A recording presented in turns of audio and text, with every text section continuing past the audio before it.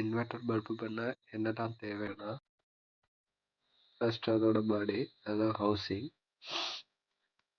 திரும்ப base, separator, வெளிச்சம் நேராக கணக்கப்படாமல் இருக்க ஒரு diffuser, heat sink plate, LED mount பண்ண பிசிபி, ஒரு டிரைவர் சர்க்யூட்,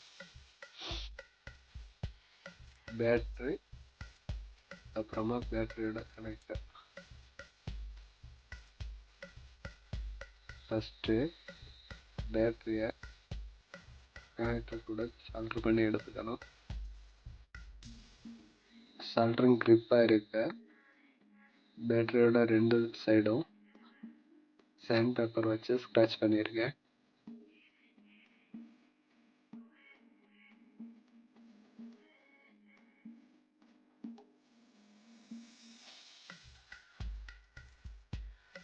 ஹவுசிங் உள்ளாடி டிரைவர் சர்க்யூட்டை செட் பண்ணணும்.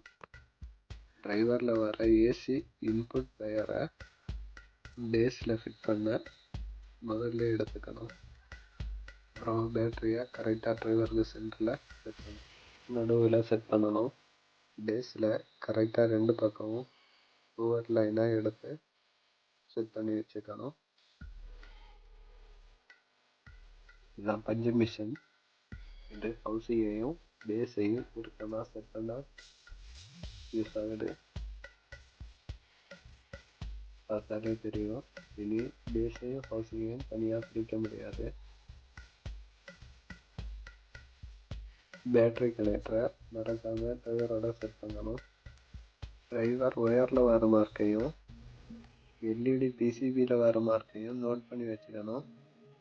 டிரைவர் ஒயரை தனியாக வெளியில் எடுத்துட்டு ஹவுசிங்கை க்ளோஸ் பண்ணிக்கலாம்.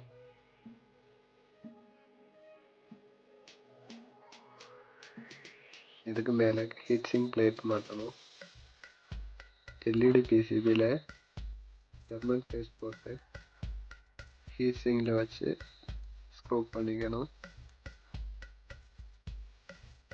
ஒயர் கனெக்ஷனை மார்க் பண்ண மாதிரி மாற்றாமல் சால்டர் பண்ணிக்கலாம்.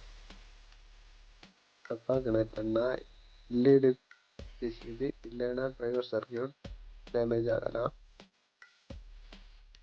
பல்போட பேஸ்லையும் சால்டர் பண்ணிக்கணும்.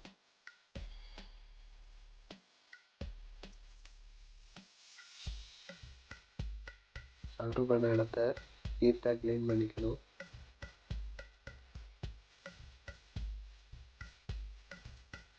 டிஃப்யூசர் போடுறதுக்கு முன்னாடி பல்ப் ஒர்க்காக செக் பண்ணிக்கலாம். நல்லாவே ஒர்க் ஆகுது. ஏசி கனெக்ஷன் கொடுத்தோம், சரியாக ஒர்க் ஆகுதான்னு செக் பண்ணிக்கணும்.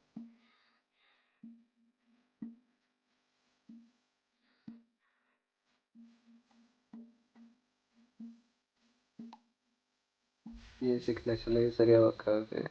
அதனால் இதுக்கு டிஃப்யூசர் போட்டு பிடிக்கலாம். தேங்க்யூ.